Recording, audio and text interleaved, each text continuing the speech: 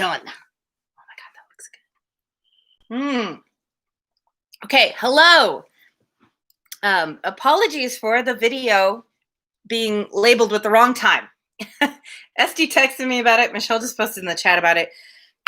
Sometimes when you make a video page in advance and you tell YouTube you want it to be at a particular time, YouTube just changes it.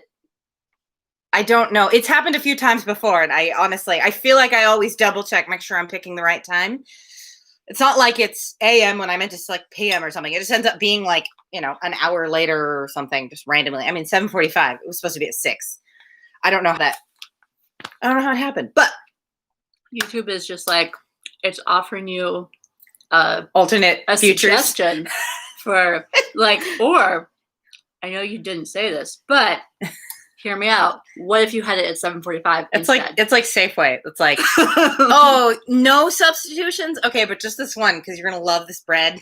Not even really a substitution. Part of my necklace just fell off and down my shirt.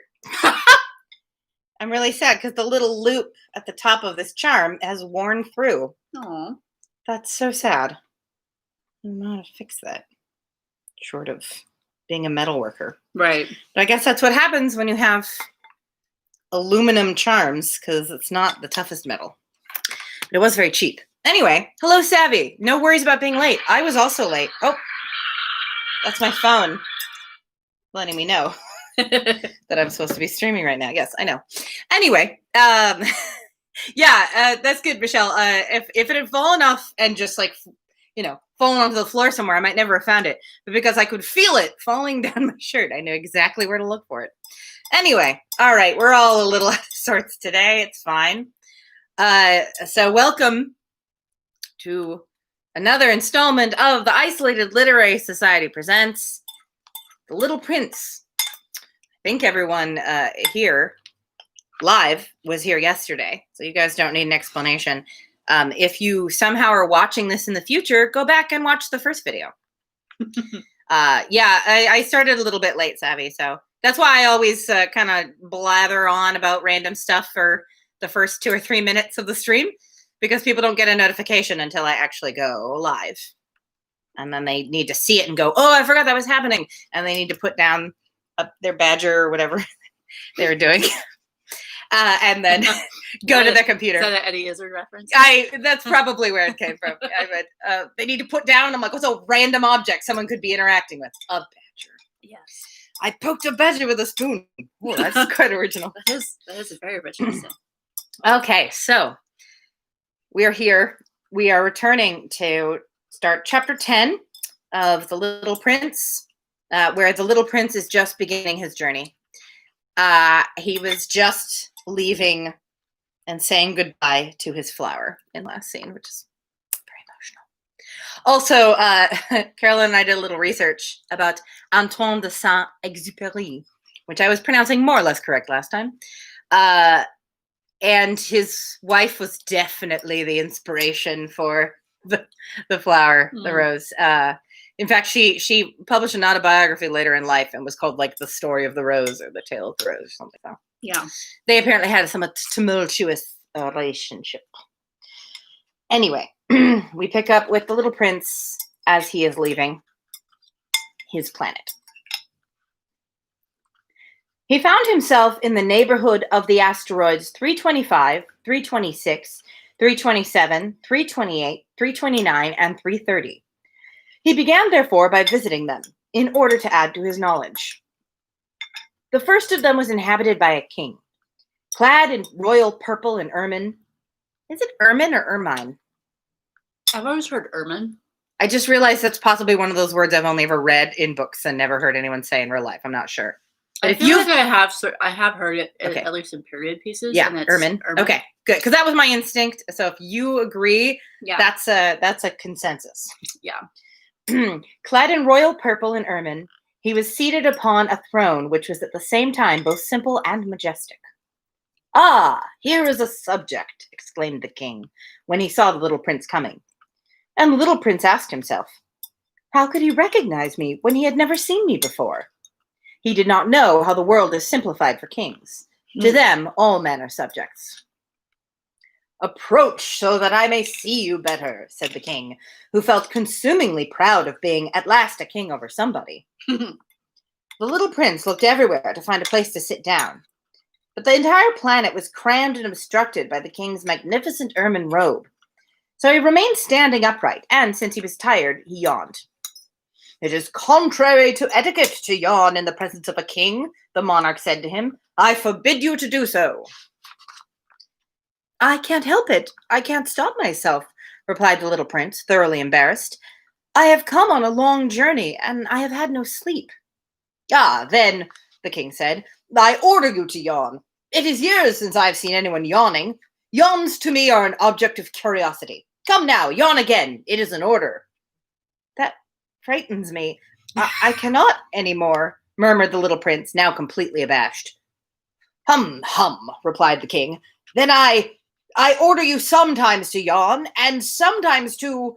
He sputtered a little and seemed vexed. For what the king fundamentally insisted upon was that his authority should be respected. He tolerated no disobedience. He was an absolute monarch. But because he was a very good man, he made his orders reasonable. If I ordered a general, he would say, by way of example, if I ordered a general to change himself into a seabird, and if the general did not obey me, that would be the fault of the general. That would not be the fault of the general. It would be my fault. May I sit down? Came now a timid inquiry from the little prince. I order you to do so, the king answered him, and majestically gathered in a fold of his ermine mantle. Here we have a drawing of the king with his robe cramming every inch of the planet. Although I feel like he could have made the robe a little bigger in the illustration, but we'll give him a pass. Also, I just learned when we were researching it last night that these illustrations were originally done in watercolor. And if you look online, you can find, color scans of the originals, and they're really, there's a lot more to them than you get in the book in black and white. All right. But the little prince was wondering. The planet was so tiny. Over what could this king really rule? Sire, he said to him, I beg that you will excuse my asking you a question. I order you to ask me a question, the king hastened to assure him. Sire, over what do you rule? Over everything, said the king with magnificent simplicity. Over everything? The king made a gesture, which took in his planet, the other planets, and all the stars. Over all that? Asked the little prince. Over all that, the king answered. For his rule was not only absolute, it was also universal. And the stars obey you? Certainly they do, the king said. They obey instantly. I do not permit insubordination. Such power was a thing for the little prince to marvel at. If he had been master of such complete authority, he would have been able to watch the sunset not 44 times in one day, but 72, or even 100, or even 200 times, without ever having to move his chair. And because he felt a little sad as he remembered his little planet which he had forsaken, he plucked up his courage to ask the king a favor. I should like to see a sunset. Do me that kindness. Order the sun to set. If I ordered a general to fly from one flower to another like a butterfly, or to write a tragic drama, or to change himself into a seabird, and if the general did not carry out that order that he had received, which one of us would be in the wrong? The king demanded. The general or myself? You, said the little prince firmly. Exactly. One must require from each one the duty which each one can perform, the king went on. Accepted authority rests first of all on reason. If you ordered your people to go and throw themselves into the sea, they would rise up in revolution. I have the right to require obedience because my orders are reasonable. Then my sunset? The little prince reminded him, for he never forgot a question once he had asked it. You shall have your sunset. I shall command it. But according to my science of government, I shall wait until conditions are favorable. When will that be? Inquired the little prince. Hum, replied the king, and before saying anything else, he consulted a bulky almanac. Hum, that will be that will be this evening, about 20 minutes to 8. And then you will see how well I am obeyed. The little prince yawned. He was regretting his lost sunset. And then, too, he was already beginning to be a little bored. I have nothing more to do here, he said to the king. I shall go out on my way again. Do not go, said the king, who was very proud of having a subject. Do not go. I will make you a minister. Minister of what? Minister of justice. But there is nobody here to judge. No, we do not know that, the king said to him. I have not yet made a complete tour of my kingdom. I am very old. There is no room here for a carriage, and it tires me to walk. Oh, but I have looked already, said the little prince, turning around to give one more glance to the other side of the planet. On that side, as on this, there was nobody at all. Then you shall judge yourself, the king answered. That is the most difficult thing of all. It is much more difficult to judge oneself than to judge others. If you succeed in judging yourself rightly, then you are indeed a man of true wisdom. Yes, said the little prince, but I can judge myself anywhere. I do not need to live on this planet. Hum, hum, said the king. I have good reason to believe that somewhere on my planet there is an old rat. I hear him at night. You can judge this old rat. From time to time you will condemn him to death. Thus his life will depend on your justice. But you will pardon him on each occasion, for he must be treated thriftily. He is the only one we have. I, replied the little prince, do not like to condemn anyone to death, and now I think I will go on my way. No, said the king. But the little prince, having now completed his preparations for departure, had no wish to grieve the old monarch. If your majesty wishes to be promptly obeyed, he said, he should be able to give me a reasonable order. He should be able, for example, to order me to be gone by the end of 1 minute. It seems to me that conditions are favorable. As the king made no answer, the little prince hesitated a moment. Then, with a sigh, he took his leave. I make you my ambassador, the king called out hastily. He had a magnificent air of authority. The grown-ups are very strange, the little prince said to himself as he continued on his journey. Chapter 11. Just a moment.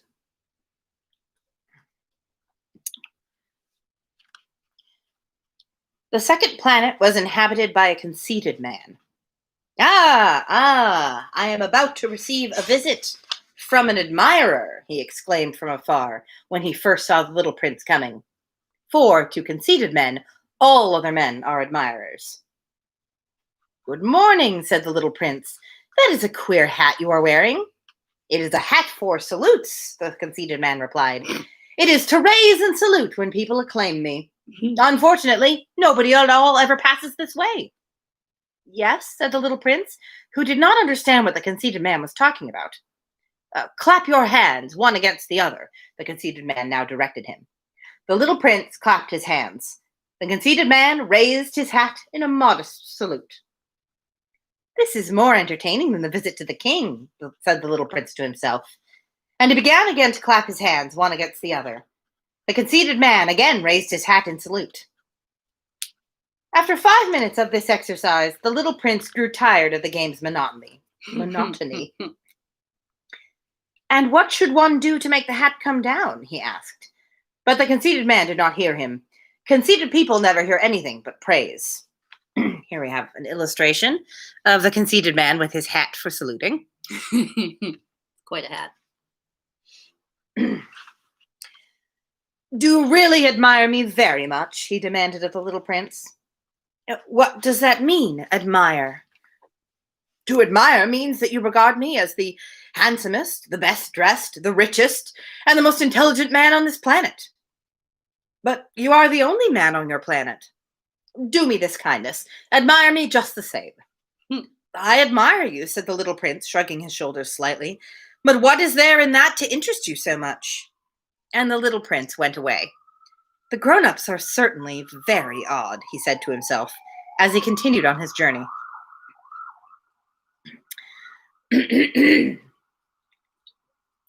Sorry, I'm a little bit phlegmy today. Wake up with love. All right, chapter 12. The next planet was inhabited by a tippler. This was like my favorite word when I read this book as a kid. Yes. Because then you go, Mommy, what's a tippler? And Like, in fact, actually, I think they skipped this planet in the claymation version. oh, possibly. Drunkenness is not. Trying to remember, actually. Yeah, I don't really remember it, but anyway, I haven't watched it since I was a kid. I don't know if it's streaming anywhere. We shall find it. If the claymation one was part of the series that I'm thinking of, they probably didn't skip it because they had a lot of Weird stuff. Yeah. Yeah. If it was, I'd have to look it up though and see. I remember watching some really weird stuff when I was a kid. I was gonna say if it was the name of this claymation producer, but Will Vinton. If it was Will Vinton, maybe because he did some weird stuff. But I don't know if it was him. Curious. Fun fact: Will Vinton Studios became Leica Studios, which made like Coraline and Paranorman, I think. Right. The Box Trolls, maybe? Yeah. I think so. Yeah, there's a cartoon one that was made fairly recently, Michelle. It's like a CGI animation. But there was a claymation one from when I was a kid. I have not seen since I was a kid. Anyway, the next planet was inhabited by a tippler. This was a very short visit, but it plunged the little prince into deep dejection. What are you doing here? He said to the tippler, whom he found settled down in silence before a collection of empty bottles and also a collection of full bottles. I am drinking, replied the tippler with a lugubrious air. Why are you drinking? Demanded the little prince. So that I may forget, replied the tippler. Forget what? Inquired the little prince, who was already sorry for him.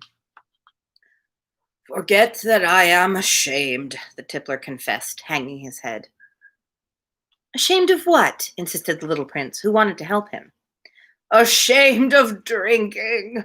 The tippler brought his speech to an end and shut himself up in an impregnable silence. And the little prince went away, puzzled. The grown-ups are certainly very, very odd, he said to himself as he continued on his journey. There we have the tippler. Since it's a brief one, it doesn't really it's not very funny. That's why I feel like potentially a lot of adaptations of this might skip that one. Yeah. Because also then you have to explain to kids what a tippler is, right? Like what drinking is, what alcoholism is, and it gets. There's some dark moments in this story, but that's one of the darker ones. It's like, yeah. All right, chapter 13. The fourth planet belonged to a businessman. This man was so much occupied that he did not even raise his head at the little prince's arrival. Good morning, the little prince said to him. Your cigarette has gone out. 3 and 2 make 5. 5 and 7 make 12. 12 and 3 make 15. Good morning. 15 and 7 make 22. 22 and 6 make 28. I haven't time to light it again. 26 and 5 make 31. Whew. Then that makes 501,622,731. 500 million what? Asked the little prince. Oh, you're still there? 501 million. I can't stop. I have so much to do. I am concerned with matters of consequence. I don't amuse myself with balderdash. 2 and 5 make 7. Here are the businessman with his sums. 501 million what? Repeated the little prince, who never in his life had let go of a question once he had asked it. The businessman raised his head. During the 54 years I have inhabited this planet, I have been disturbed only 3 times. The first time was 21 years ago, when some giddy goose fell from goodness knows where. He made the most frightful noise that resounded all over the place, and I made 4 mistakes in my addition. The second time, 11 years ago, I was disturbed by an attack of rheumatism. I don't get enough exercise. I have no time for loafing. The third time, well, this is it. As I was saying, 501 millions. Millions of what? The businessman suddenly realized that there was no hope of being left in peace until he answered this question. Millions of those little objects, he said, which one sometimes sees in the sky. Flies? No, the little glittering objects. Bees? Oh, no, little golden objects that set lazy men to idle dreaming. As for me, I am concerned with matters of consequence. There is no time for idle dreaming in my life. Ah, you mean the stars? Yes, that's it, the stars. And what do you do with 500 millions of stars? 501,622,731. I am concerned with matters of consequence. I am accurate. And what do you do with these stars? What do I do with them? Yes, nothing. I own them. You own the stars? Yes. But I have already seen a king who. Kings do not own, they reign over. It is a very different matter. And what good does it do you to own the stars? It does me the good of making me rich. And what good does it do you to be rich? It makes it possible for me to buy more stars, if any are discovered. This man, the little prince said to himself, reasons a little like my poor tippler. Nevertheless, he still had some more questions. How is it possible for one to own the stars? To whom do they belong? The businessman retorted peevishly. I don't know. To nobody. Then they belong to me, because I was the first person to think of it. Is that all that is necessary? Certainly. When you find a diamond that belongs to nobody, it is yours. When you discover an island that belongs to nobody, it is yours. When you get an idea before anyone else, you take out a patent on it. It is yours. So with me. I own the stars because nobody else before me ever thought of owning them. Yes, that is true, said the little prince. Then what do you do with them? I administer them, replied the businessman. I count them and recount them. It is difficult, but I am a man who is naturally interested in matters of consequence. The little prince was still not satisfied. If I owned a silk scarf, he said, I could put it around my neck and take it away with me. If I owned a flower, I could pluck that flower and take it away with me. But you cannot pluck the stars from heaven. No, but I can put them in a bank. Whatever does that mean? That means I write the number of my stars on a little paper. Then I put this paper in a drawer and lock it with a key. And that is all? That is enough, said the businessman. It is rather entertaining, thought the little prince. It is rather poetic, but it is of no great consequence. On matters of consequence, the little prince had ideas which were very different from those of the grown-ups. I myself own a flower, he continued his conversation with the businessman, which I water every day. I own 3 volcanoes, which I clean out every week, for I also clean out the one that is extinct. One never knows. It is of some use to my volcanoes, and it is of some use to my flower that I own them. But you are of no use to the stars. The businessman opened his mouth, but he found nothing to say in answer, and the little prince went away. The grown-ups are certainly altogether extraordinary, he said simply, talking to himself as he continued on his journey. It's interesting that he does not identify our narrator as A grown-up. But he sees the difference in him in his heart. He knows that he's the sort of person who understands boa constrictors from the inside. That is in fact what determines, or from the outside rather, maturity. Yeah. I think that's supposed to be part of the message, that he recognizes a kindred spirit in the pilot. And when the pilot says matters of consequence, he's like, oh no, I thought you were cool, but you're just a grown up. Right, yeah. You're not a punk at all. 14. The 5th planet was very strange. It was the smallest of all. There was just enough room on it for a street lamp and a lamplighter. The little prince was not able to reach any explanation of the use of a street lamp and a lamplighter somewhere in the heavens on a planet which had no people and not one house. But he said to himself, nevertheless, it may well be that this man is absurd, but he is not so absurd as the king, the conceited man, the businessman, and the tippler, for at least his work has some meaning.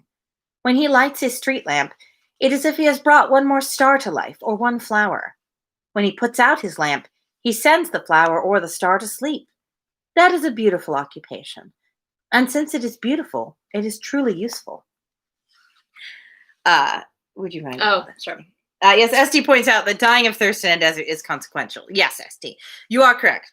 It is a very reasonable thing for our narrator to be concerned about. But to the little prince, life and death are a bit different. This is true. No, he does not understand. Oh. All right. I feel like this one is the most like meaningful one, but also for kids, it's like you have to probably explain to them what a a street lamp is. Although they still have they still have street lamps. You just say, well, they used to be. You have to explain how people used to have to light them. Yes, exactly. So I guess that's not as hard to explain as a tippler.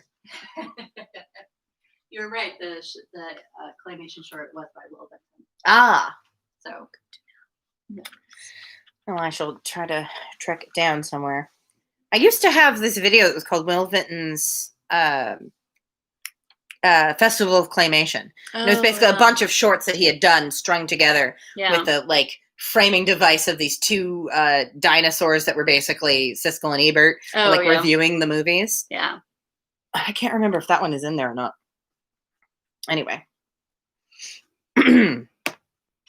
When he arrived on the planet, he respectfully saluted the lamplighter. Good morning. Why have you just put out your lamp? Those are the orders, replied the lamplighter. Good morning. What are the orders? The orders are that I put out my lamp. Good evening. And he lighted his lamp again. But why have you just lighted it again? Those are the orders, replied the lamplighter. I do not understand, said the little prince. There is nothing to understand, said the lamplighter. Orders are orders. Good morning. And he put out his lamp. Then he mopped his forehead with a handkerchief decorated with red squares. I follow a terrible profession. In the old days, it was reasonable. I put the lamp out in the morning, and in the evening I lighted it again.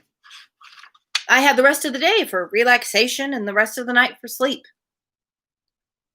And the orders have been changed since that time? The orders have not been changed, said the lamplighter. That is the tragedy. From year to year, the planet has turned more rapidly, and the orders have not been changed. Here we have the lamplighter and his terrible, terrible profession.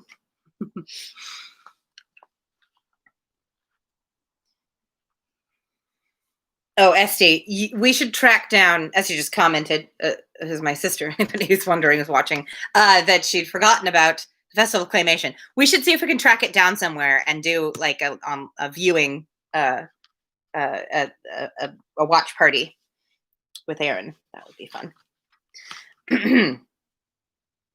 The orders have not changed. Then what? Asked the little prince. Then, the planet now makes a complete turn every minute, and I no longer have a single second for repose. Once every minute, I have to light my lamp and put it out. Well, that is very funny. A day lasts only 1 minute here where you live. It is not funny at all, said the lamplighter. While we have been talking together, a month has gone by. Yes. Oh, a month? I don't think they've been talking for half an hour. Yes, a month. 30 minutes, 30 days. Good evening. And he lighted his lamp again. As the little prince watched him, he felt that he loved this lamplighter who was so faithful to his orders.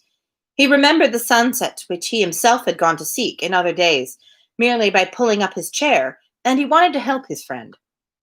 You know, he said, I can tell you a way you can rest whenever you want to. I always want to rest, said the lamplighter, for it is possible for a man to be faithful and lazy at the same time. I don't think wanting to rest when your job requires you to work 24 hours a day is lazy, but the little prince went on with his explanation. Your planet is so small that 3 strides will take you all the way around it. To be always in the sunshine, you need only walk along rather slowly. And when you want to rest, you will walk, and the day will last as long as you like. That doesn't do me much good, said the lamplighter. The one thing I love in life is to sleep.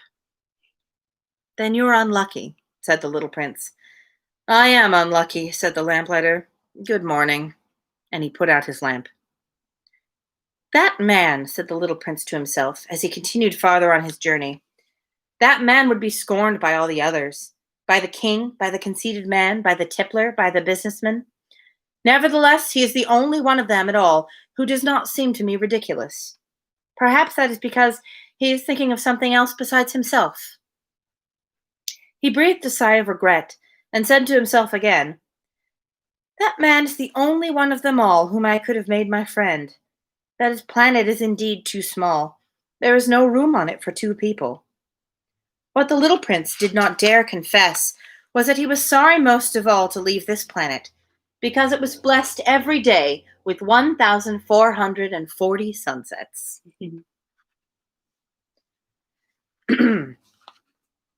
Chapter 15. The sixth planet was 10 times larger than the last one. It was inhabited by an old gentleman who wrote voluminous books. "Oh, look, here is an explorer," he exclaimed to himself. Oh, sorry, I thought that was the little prince. "Oh, look, here is an explorer," he exclaimed to himself when he saw the little prince coming. The little prince sat down on the table and panted a little. He had already traveled so much and so far. "Oh, where do you come from?" the old gentleman said to him. "What is that big book?" said the little prince. "What are you doing?" "I am a geographer," said the old gentleman. "What is a geographer?" asked the little prince. "A geographer is a scholar who knows the location of all the seas, rivers, towns, mountains, and deserts." "That is very interesting," said the little prince. "Here at last is a man who has a real profession." And he cast a look around him at the planet of the geographer. It was the most magnificent and stately planet that he had ever seen. "Your planet is very beautiful," he said. "Has it any oceans?" "I couldn't tell you," said the geographer. Ah, the little prince was disappointed. "Has it any mountains?" "I couldn't tell you," said the geographer. "Any towns and rivers and deserts?" "I couldn't tell you that either." "But you are a geographer." "Exactly," the geographer said. "But I am not an explorer. I haven't a single explorer on my planet. It is not the geographer who goes out to count the towns and the rivers and the mountains, the seas, the oceans, and the deserts. The geographer is much too important to go loafing about. He does not leave his desk, but he receives the explorers in his study. He asks them questions, and he notes down what they recall of their travels. And if the recollections of any one among them seem interesting to him, the geographer orders an inquiry into that explorer's moral character." "Why is that?" "Because an explorer who told lies would bring disaster on the books of a geographer. So would an explorer who drank too much." "Why is that?" asked the little prince. "Because intoxicated men see double. Then the geographer would note down 2 mountains in a place where there was only 1. "I know someone," said the little prince, "who would make a very bad explorer." "Oh, that is possible. Then, when the moral character of the explorer is shown to be good, an inquiry is ordered into his discovery." "One goes to see it." "No, that would be too complicated. But one requires the explorer to furnish proofs. For example, if the discovery in question is that of a large mountain, one requires that large stones be brought back from it." Large stones. Yes, it's a very suspicious method. The geographer was suddenly stirred to excitement. But you come from far away. You are an explorer. You shall describe your planet to me." And, having opened his big register, the geographer sharpened his pencil. The recitals of explorers are put down first in pencil. One waits until the explorer has furnished proofs before putting them down in ink. "Well," said the geographer expectantly. "Oh, where I live," said the little prince, "it is not very interesting. It is also small. I have 3 volcanoes. 2 volcanoes are active, and the other is extinct. But one never knows." "One never knows," said the geographer. "I also have a flower." "No, we do not record flowers," said the geographer. "Why is that? The flower is the most beautiful thing on my planet." "We do not record them," said the geographer, "because they are ephemeral." "What does that mean, ephemeral?" "Geographies," said the geographer, "are books which, of all books, are most concerned with matters of consequence. They never become old-fashioned. It is very rarely that a mountain changes its position. It is very rarely that an ocean empties itself of its waters. We write of eternal things." "But extinct volcanoes may come to life again," the little prince interrupted. "What does that mean, ephemeral?" "Whether volcanoes are extinct or alive, it comes to the same thing for us," said the geographer. "The thing that matters to us is at the mountain. It does not change." But what does that mean, ephemeral? Repeated the little prince, who never in his life had let go of a question once he had asked it. It means which is in danger of speedy disappearance. Is my flower in danger of speedy disappearance? Well, certainly it is. My flower is ephemeral, the little prince said to himself, and she has only 4 thorns to defend herself against the world, and I have left her on my planet all alone. This was his first moment of regret. But he took courage once more. What place would you advise me to visit now? He asked. The planet Earth, replied the geographer. It has a good reputation. And the little prince went away, thinking of his flower. This may be one of the only works of fantasy/science fiction. Fantasy in space, rather. Which Earth has a good reputation. Where Earth actually has a good reputation among other planets. Yes. Although we only have the word of this one geographer. He may mean that it has a lot of geographies. Yes. And clearly he doesn't actually know very much because no one comes to visit him. Yes, that's true.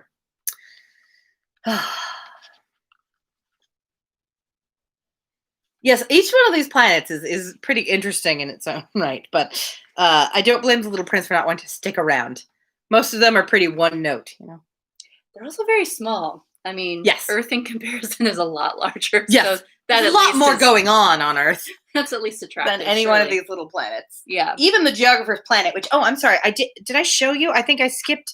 I didn't show you the geographer. Excuse me. Oh. We do not see his whole planet, which suggests that it is at least a little bit larger. It's true. It does say that it is the most magnificent planet. Yeah. Although it also seems like there's no one else there, so it kind of doesn't matter that it's bigger. It's still a one-note planet. All right, chapter 16. So then the 7th planet was the Earth. The Earth is not just an ordinary planet. One can count there 111 kings, not forgetting, to be sure, the African kings among them. Why would we forget them, Antoine? I know, right? He didn't say African, but I just decided to edit. Gotcha. 7,000 geographers, 900,000 businessmen, 7,500,000 tipplers, 311 million conceited men. That is to say, about 200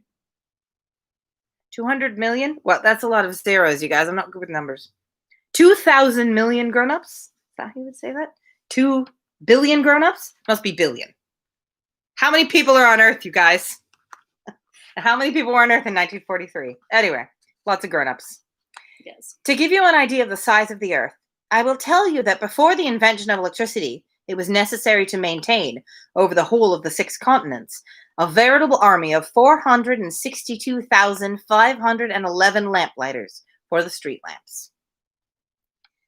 Seen from a slight distance, that would make a splendid spectacle. The movements of this army would be regulated like those of the ballet and the opera. First would come the turn of the lamplighters of New Zealand and Australia. Having set their lamps alight, they would go off to sleep. Next, the lamplighters of China and Siberia would enter for their steps in the dance. And then they too would be waved back into the wings. After that would come the turn of the lamplighters of Russia and the Indies, then those of Africa and Europe, then those of South America, then those of North America. And never would they make a mistake in the order of their entry upon the stage. It would be magnificent. Only the man who was in charge of the single lamp at the North Pole and his colleague who was responsible for the single lamp at the South Pole, only these two would live free from toil and care. They would be busy only twice a year. And why would there be one? Michelle has checked. In 1951, there were 2.6 billion. So, oh wow, I was right about 2. I was just looking at the number, like, in my life, I am not called on often to process numbers. Also, people usually don't write them with zeros anymore. They say 2 billion or 2 million. Yeah, that's true. That's true. 2B. All right. 2B. We got tired writing all them zeros. Yes. All right. Chapter 17. When one wishes to play the wit, he sometimes wanders a little from the truth. I have not been altogether honest in what I have told you about the lamplighters, and I realize that I run the risk of giving a false idea of our planet to those who do not know it.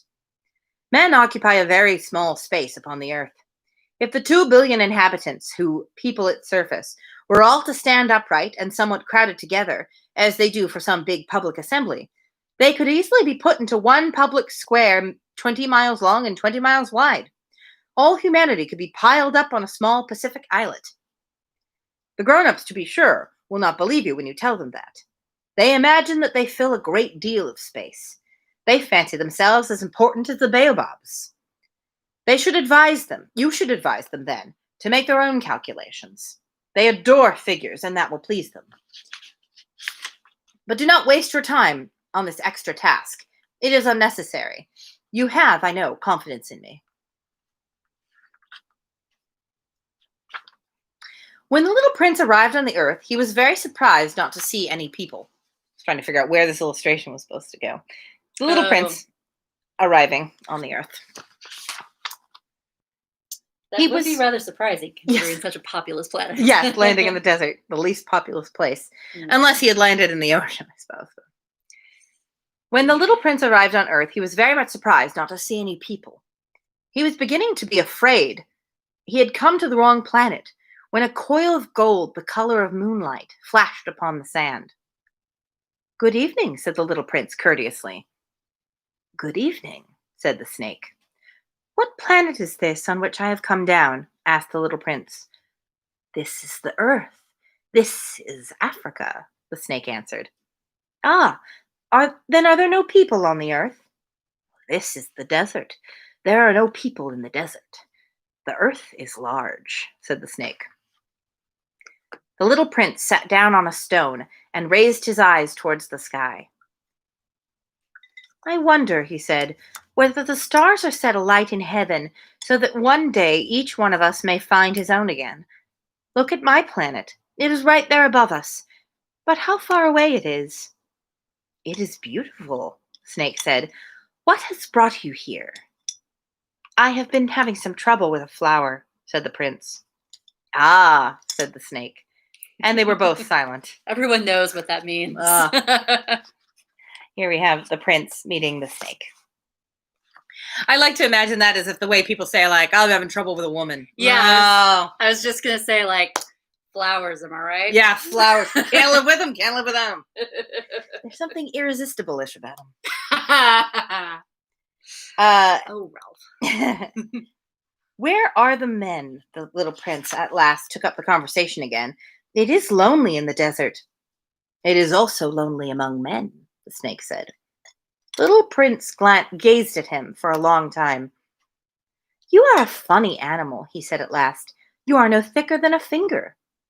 "But I am more powerful than the finger of a king," said the snake. The little prince smiled. "You are not very powerful. You haven't even any feet. You cannot even travel." "I can carry you farther than any ship would take you," said the snake. He twined himself around the little prince's ankle like a golden bracelet. "Whomever I touch, I send back to the earth from whence he came," the snake spoke again. "But you are innocent and true, and you come from a star." The little prince made no reply. "You move me to pity. You are so weak on this earth made of granite," the snake said. "I can help you someday, if you grow too homesick for your own planet. I can—" "Oh, I understand you very well," said the little prince. "But why do you always speak in riddles?" "I solve them all," said the snake. And they were both silent. Here we have just the desert. As one of the most inscrutable exchanges. Yes. He interrupts him to say, "I understand you," and then says, "Why do you always speak in riddles?" I suppose the snake represents something. I know part of what he represents, I guess, but yeah, I don't want to spoil it in case anyone here hasn't. Yeah, well, I believe Savvy said that they've never heard this story before. So, all right, chapter 18. Oh, Savvy's listening with her dog. "I am so glad your dog likes the story. Please post a picture of your dog." I don't think you can post pictures and comments on a video. I don't know. Link us to a picture of your dog on your social media. Presumably there is one. If you are a dog owner with social media and there's no pictures of your dog on there, you are a strange creature indeed. Indeed. Even stranger than the tippler or the businessman. Mm. Chapter 18, which is possibly the shortest chapter in the whole book. The little prince crossed the desert and met with only one flower. It was a flower with 3 petals, a flower of no account at all. Good morning, said the little prince. Good morning, said the flower. Where are the men? The little prince asked politely. The flower had once seen a caravan passing. Men? She echoed. I think there are 6 or 7 of them in existence. I saw them several years ago, but one never knows where to find them. The wind blows them away. They have no roots, and that makes their life very difficult. Goodbye, said the little prince. Goodbye, said the flower. Yes, Esty, no petal shaming. Considering that he makes such a big deal about how important his own flower is, seems like he'd be a little more sensitive to other flowers. Seriously. Maybe there's a bug who lives near that flower, and to that bug, that flower is the most important thing in the whole world. Yeah. Plus, it's the desert. I mean, right? It's a pretty strong flower. That's pretty impressive, right? Yeah. That flower managed to grow in the desert. I say hats off to that flower for even being able to grow 3 petals. Yeah. Plus, he's always down on his flower for being vain. Right? At least this flower is a little more simple. Yeah. She's as helpful as she can be. She tried. She tried her best. And no one could expect more than that. I would not have you blame poor flower. Yeah, I would not have you blame this poor flower. Who could blame poor flower? All right, chapter 19. We can even work Pride and Prejudice references into the Little Prince. There's nothing that cannot be Pride and Prejudice. We're very good at it. Yes. Chapter 19. After that, the little prince climbed a high mountain. I'll show you the illustration of this high mountain he has climbed.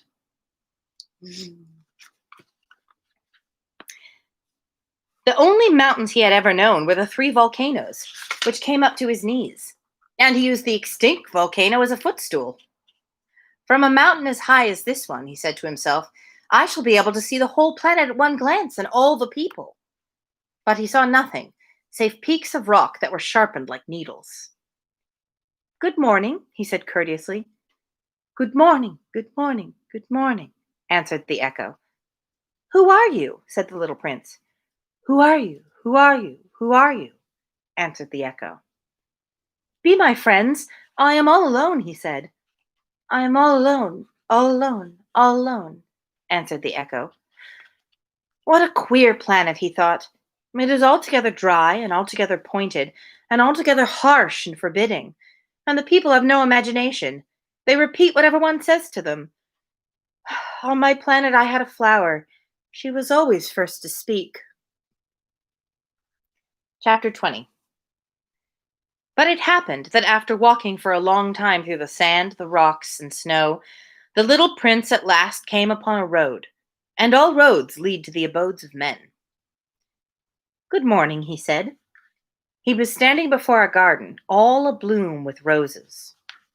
Now here we have the prince in the garden full of roses. Good morning, said the roses. The little prince gazed at them. They all looked like his flower. Who are you? He demanded, thunderstruck. We are roses, the roses said. And he was overcome with sadness. His flower had told him she was the only one of her kind in all the universe. And here were 5,000 of them, all alike in one single garden. She would be very much annoyed, he said to himself, if she should see that. She would cough most dreadfully, and she would pretend that she was dying to avoid being laughed at. And I should be obliged to pretend that I was nursing her back to life, for if I did not do that, to humble myself also, she would really allow herself to die. Then he went on with his reflections. I thought that I was rich with a flower that was unique in all the world, and all I had was a common rose. A common rose and 3 volcanoes that come up to my knees, then one of them perhaps extinct forever. That doesn't make me a very great prince. And he lay down in the grass and cried. It was then that the fox appeared. "Good morning," said the fox. "Good morning," said the little prince. Oh, the little prince responded politely, although when he turned around, he saw nothing. The little prince laying down in the grass and crying and seeing nothing. "I am right here," the voice said, "under the apple tree." "Who are you?" asked the little prince, and added, "You are very pretty to look at." "I am a fox," the fox said. "Come and play with me," proposed the little prince. "I am so unhappy." "I cannot play with you," the fox said. "I am not tamed." "Ah, please excuse me," said the little prince. After some thought, he added, "What does that mean, tame?" "You do not live here," said the fox. "What is it that you are looking for?" "I am looking for men," said the little prince. "What does it mean, tame?" "Men," said the fox. "They have guns and they hunt. It is very disturbing. They also raise chickens. These are their only interests. Are you looking for chickens?" "No," said the little prince. "I am looking for friends. What does that mean, tame?" "It is an act too often neglected," said the fox. "It means to establish ties." "To establish ties?" "Just that," said the fox. "To me, you are still nothing more than a little boy who is just like 100,000 other little boys, and I have no need of you. And you, on your part, have no need of me. To you, I am nothing more than a fox like 100,000 other foxes. But if you tame me, then we shall need each other. To me, you will be unique in all the world. To you, I shall be unique in all the world." "I am beginning to understand," said the little prince. "There is a flower. I think that she has tamed me." "It is possible," said the fox. "On the earth one sees all sorts of things." "Oh, but this is not on the earth," said the little prince. The fox seemed perplexed, very curious. "On another planet?" "Yes." "Are there hunters on that planet?" "No." "Ah, that is interesting. Are there chickens?" "No." Nothing is perfect," sighed the fox. We have men, said the fox. "They have guns and they hunt." And we have an illustration of men who have guns. Yes, very British looking at. Yes, it is. I'm just looking at the distance I've gotten into the book, and I'm like, well, it's not actually going to take me 5 days to read this. That's for sure. Yeah. But he came back to his idea. Maybe I should have done shorter readings. Oh well, live and learn. "My life is very monotonous," he said. "I hunt chickens, men hunt me. All the chickens are just alike, and all the men are just alike. And in consequence, I am a little bored. But if you tame me, it will be as if the sun came to shine on my life. I shall know the sound of a step that will be different from all the others. Other steps send me hurrying back under the ground. Yours will call me like music out of my burrow. And then look, you see the grain fields down yonder? I do not eat bread. Wheat is of no use to me. The wheat fields have nothing to say to me. And that is sad. But you have hair that is the color of gold. Think how wonderful that will be when you have tamed me. The grain, which is also golden, will bring back to me the thought of you, and I shall love to listen to the wind in the wheat." The fox gazed at the little prince for a long time. "Please, tame me," he said. "I want to, very much," the little prince replied, "but I have not very much time. I have friends to discover and a great many things to understand." "One only understands the things that one tames," said the fox. "Men have no more time to understand anything. They buy things already made at the shops. But there is no shop anywhere one can buy friendship, and so men have no friends anymore. If you want a friend, tame me." "What must I do to tame you?" asked the little prince. "You must be very patient," replied the fox. "First, you will sit down at a little distance from me, like that, in the grass. I shall look at you out of the corner of my eye, and you will say nothing. Words are the source of misunderstanding. But you will sit a little closer to me every day." The next day, the little prince came back. "It would have been better to come back at the same hour," said the fox. "If, for example, you come at 4 o'clock in the afternoon, Then at 3 o'clock, I shall begin to be happy. I shall feel happier and happier as the hour advances. At 4 o'clock, I shall already be worrying and jumping about. I shall show you how happy I am. But if you come at just any time, I shall never know at what hour my heart is to be ready to greet you. Now, one must observe the proper rites." "What is a rite?" asked the little prince. "Those are also actions that are too often neglected," said the fox. "They are what make one day different from other days, one hour from other hours. There is a rite, for example, among my hunters. Every Thursday they dance with the village girls. So, Thursday is a wonderful day for me. I can take a walk as far as the vineyards." Here we have a picture of the fox in his den waiting for the little prince. "I can take a walk as far as the vineyards. But if the hunters danced at just any time, every day would be like every other day. Then I should never have any vacation at all." I wanted to get through the bit with the fox, but now I think I might pause here because it's a long chapter, whereas some of them are less than a page. This one is several pages. So I think we're going to wrap up for the day here in the middle. You will have to come back tomorrow, and I shall try to be here just at 6. So at 5, you can start to get excited, and your excitement will grow. And at 6 o'clock, you will be hopping around and showing me how happy you are. Yes, exactly. So I am taming you via this live stream. So yes, come back tomorrow at 6. Oh, Michelle is distressed that I have not finished the story of the fox. Well, I might just finish the book tomorrow, given the how far we've gotten each day. So, Michelle, you should be happy about that. It means that then we'll get to Neil Gaiman even sooner. So, thank you everyone for coming and listening and watching. We'll be back tomorrow at 6 again, Pacific, for more Little Prince, possibly to finish it off. Also, I wanted to mention, if anyone sees this who's not already familiar with me and what I do, I'm a musician. I have a Bandcamp. It's linked down below. I also recently released a short story collection, an audio fiction collection. So, if you like hearing me read stories, you can check out that collection. And it has 3 short stories I wrote. One of them is read by me. One of them is read by my friend Strangely, I know some of you are familiar with. And another is read by another friend of mine who you've never heard of. He's not a public person. Oh. He's not out in public life the way Strangely and I am. But his name is Philip, and he reads the story very wonderfully. So go ahead to thesarahshay.bandcamp.com and check that out if you're interested. You can stream the entire thing for free, as a matter of fact. If you need entertainment in these difficult times and you don't have money because these are difficult times, you are welcome to just listen to it. But if you enjoy it and you want to throw me some dollars, then that is also nice. So, yes, that. Oh, also.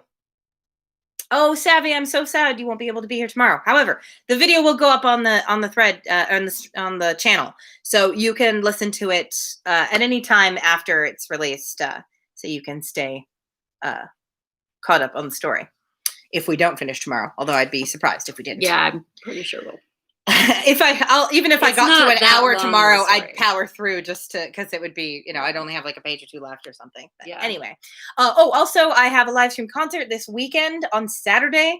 I think I'm going to change the time though, because I realized I accidentally scheduled it at the exact same time as a live stream that I want to watch, that also a lot of people that I might hope would come to my live stream will probably prioritize. The Thrilling Adventure Hour is doing another live stream, which, despite the fact that I follow like most of the cast, I somehow did not hear about until yesterday. So, yes, that is on Saturday at 5 Pacific. So I was thinking I might go for 7 for my show. It's a little late for some people who watch it in the East Coast, but figured that would give me time to have a little break. Maybe I'll do 6:30. So just have a little half an hour break after the Thrilling Adventure Hour show, because they're usually about an hour. So maybe I'll just go for 7 to give myself time to like eat something and set up my station and blah blah blah. But so I haven't changed the event yet, but I'm gonna change it right after this to 7. I think that seems good. I'm sorry if anybody who is going to come can't do it at 7. But I will be doing more. I'm going to get back on the schedule of doing them every other Saturday. So you will just have to come to the next one. I'm sorry, you will have to wait 2 weeks. But You should also come watch the Thrilling Adventure Hour live stream with me because it's super great and really fun. And all of the ticket sales for those are being donated to food banks throughout the country. So it's also for a good cause. Anyway, on that note, I will see you guys tomorrow, hopefully, to finish The Little Prince. So, yay. Good night. Or as the French say, au revoir. Managed to get 2 in. Yeah.